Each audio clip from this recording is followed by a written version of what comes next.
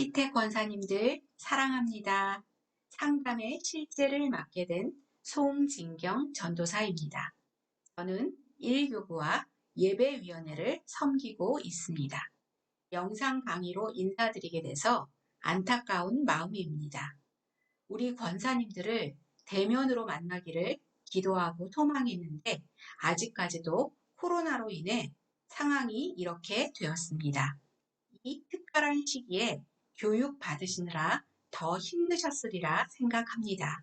이제 얼마 남지 않는 기간 동안 주님 주시는 힘으로 잘 감당하시고 한 분 한 분을 주님께서 붙들어 주시기를 저도 함께 기도하겠습니다. 그럼 강의를 시작하겠습니다. 우리 총회 헌법에 보면 권사의 직무에 대해 이렇게 말하고 있습니다. 한번 같이 읽어볼까요? 권사는 당회의 지도 아래 교인을 방문하되 병 환자와 환난을 당한 자와 특히 믿음이 연약한 교인들을 돌보아 권면하는 자이다. 여기 권사님들이 돌보아야 할 대상이 나와 있습니다. 한번 같이 말해볼까요? 병 환자, 환난을 당한 자, 믿음이 연약한 자. 아마 우리 피택 권사님들도 순회에서 전도회에서 이미 이러한 일들을 하고 계실 줄 믿습니다. 권사님들 상담하면 어떤 생각이 드시나요? 사실 너무 광범위하고 막연할 수도 있습니다. 상담의 사전적 의미는 상의하다입니다. 어려운 문제를 전문가나 윗사람과 이야기하면서 해결하는 답을 찾는 것 또는 조언이나 충고를 구하는 것이라고 되어 있습니다.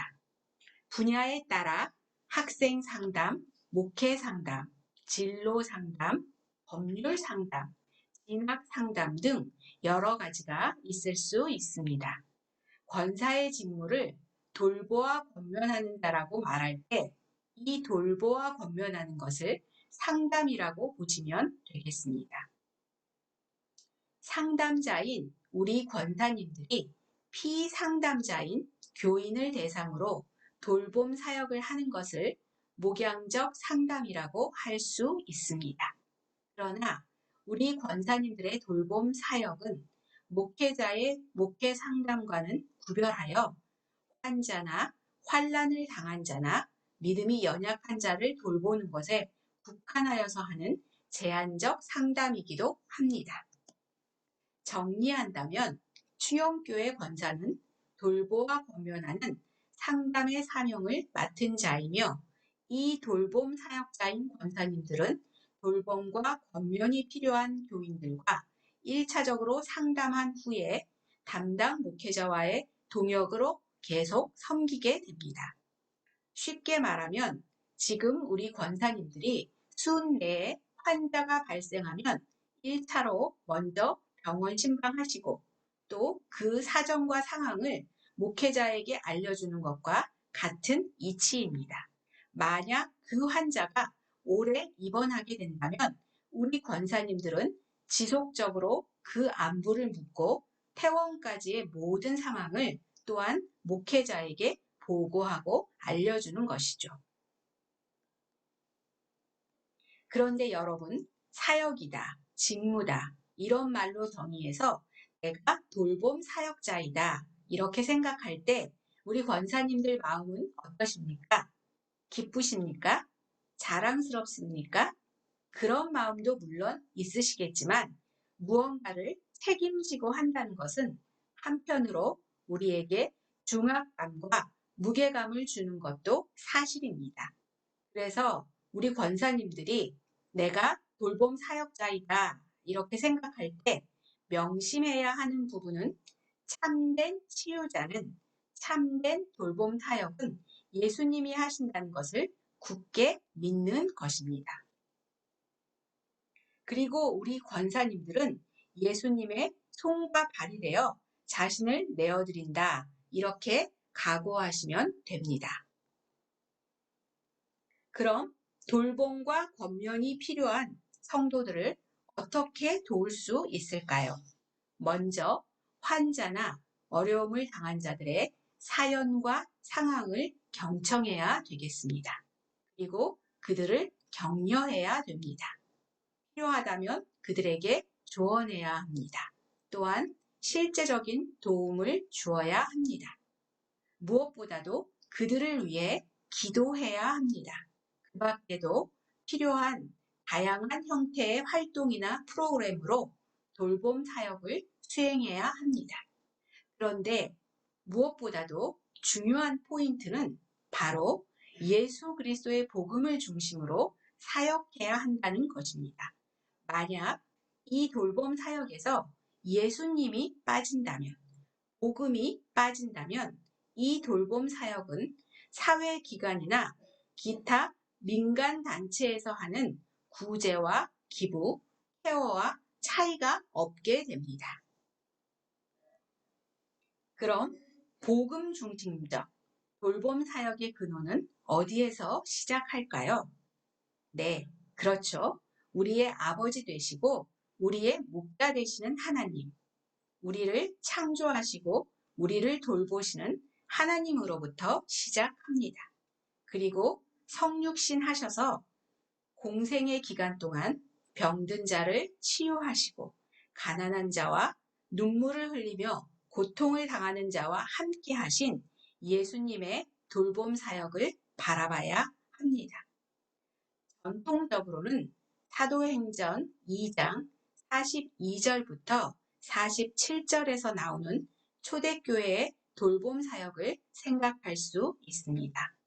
또한 종교개혁자 칼빈의 제네바 디아코니아 사역, 즉 집사, 평신도를 중심으로 한 교회의 대사회 사역 등을 들 수 있습니다. 존 칼빈은 교회는 모든 성도들의 어머니이고 교회의 돌봄과 사랑을 통해 성도들은 세움을 입는다고 돌봄 사역의 중요성을 말했습니다. 칼빈은 설교 사역과 함께 돌봄 사역을 교회의 중요 사역으로, 중점 사역으로 관심을 가지고 행했습니다. 돌봄 사역은 돌봄 사역자를 통해 행해지고 전해지기에 돌봄 사역자의 성품이 매우 중요시 됩니다. 돌봄 사역자는 하나님으로부터 오는 위로와 치유를 전달하고 또 매개체의 역할을 하기에 모든 돌봄의 전 과정 가운데 돌봄 사역자의 성품을 통해서 하나님의 속성을 드러내야 합니다. 특별히 돌봄 사역자에게 요청되는 4가지 성품을 살펴보겠습니다. 첫째로 하나님의 사랑에 기초한 사랑의 마음이 필요합니다. 두 번째로 연약한 자를 불쌍히 여기시는 하나님의 긍휼하심이 또한 필요합니다. 셋째로 약속을 신실히 지키시며 언제나 변함없으신 우리 하나님의 속성과 그 하나님을 믿는 믿음이 돌봄 사역자에게 필요합니다. 네 번째로 이 돌봄을 통하여서 돌봄 사역자는 자신이 하나님 나라 확장에 기여한다는 부르심의 소명이 꼭 필요합니다. 그럼 돌봄 사역자인 우리 권사님들이 성도님들을 대할 때 어떻게 다가가야 할까요? 다시 말해서 어떤 기술로 어떤 방법이 필요하겠습니까? 돌봄 사역자가 돌봄을 함에 있어 첫째로 성경적인 적용이 필요합니다.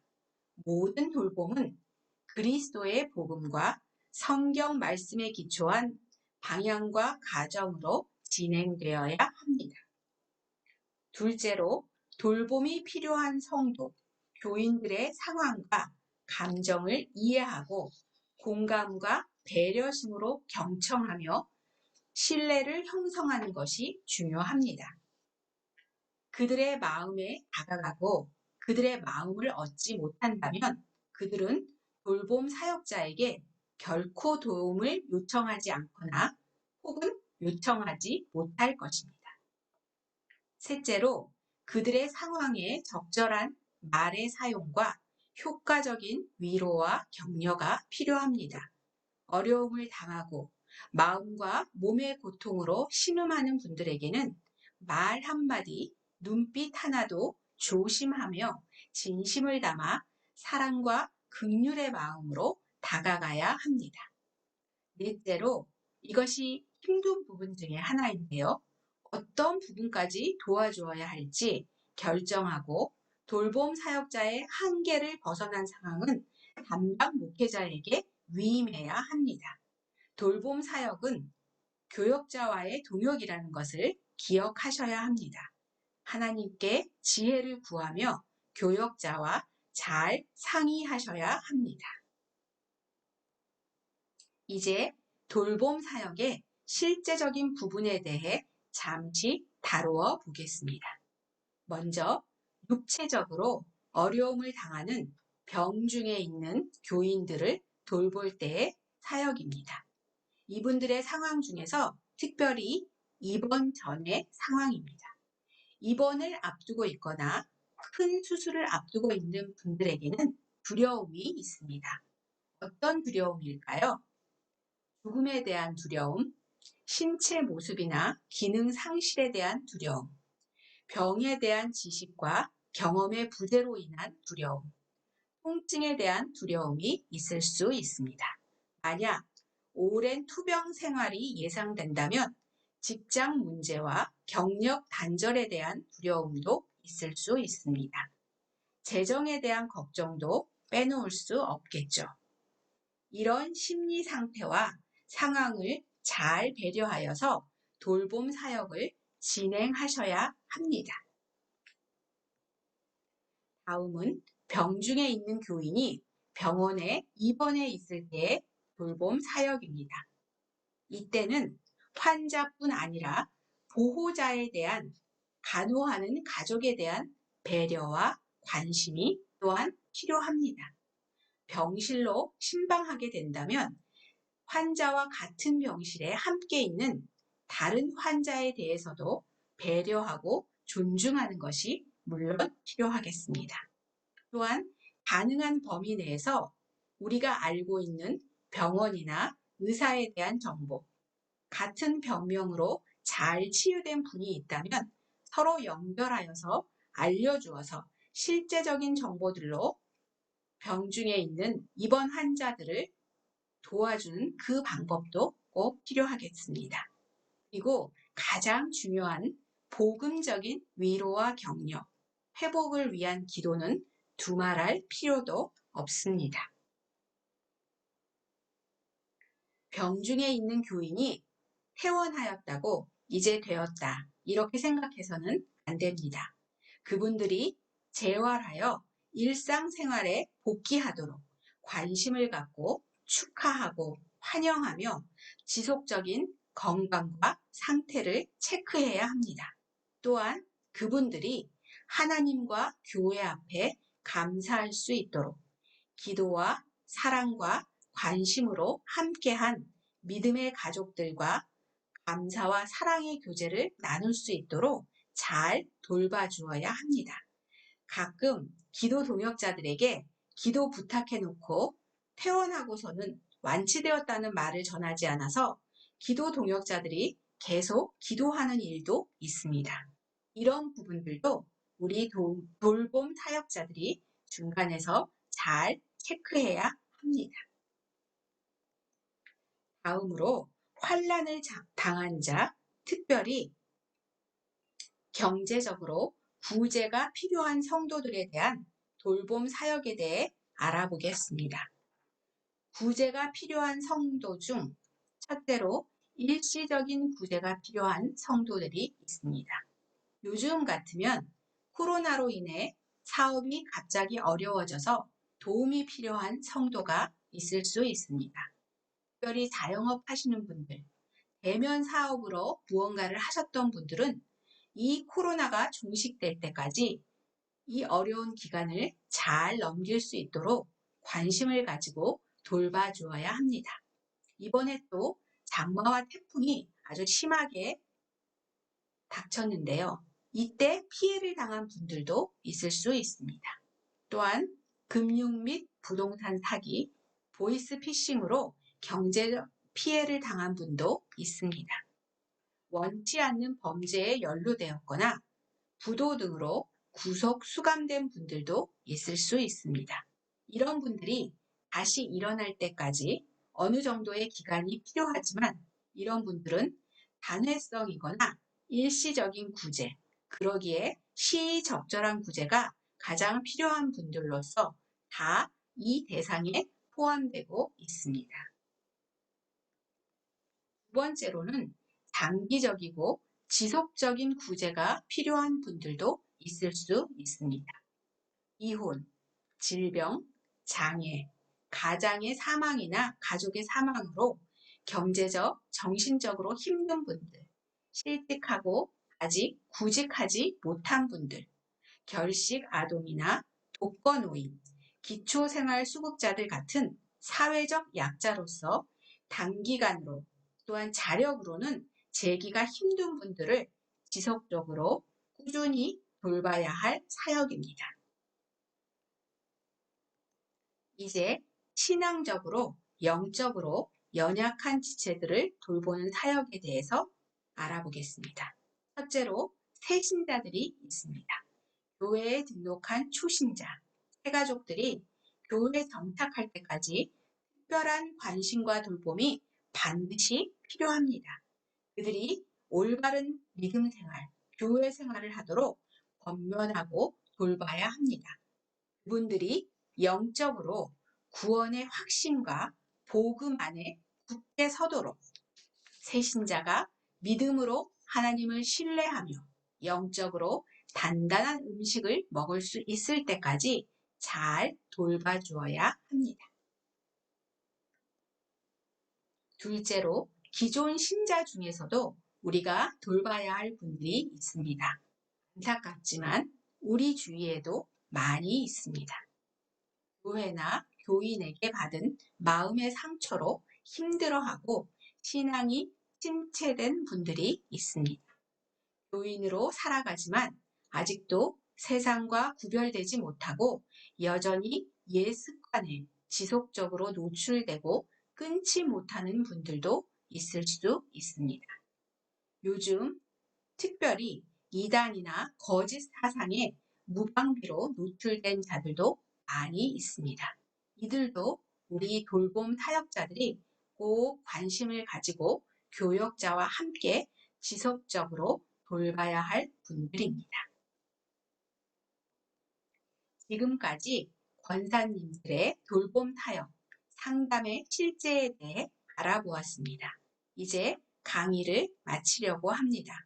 사랑하는 택배권사 여러분, 권사의 사명과 직무는 치유자 되시는 예수님의 손과 발로 자신을 내어드려서 성도들을 돌보고 권면하는 일입니다.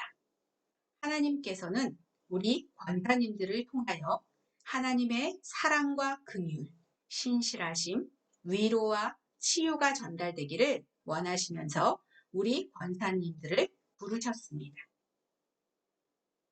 치유자 되시는 예수 그리스도를 의지하시고 기쁨과 감사, 헌신과 사랑으로 이 돌봄 사역을 잘 감당하시기를 축원합니다.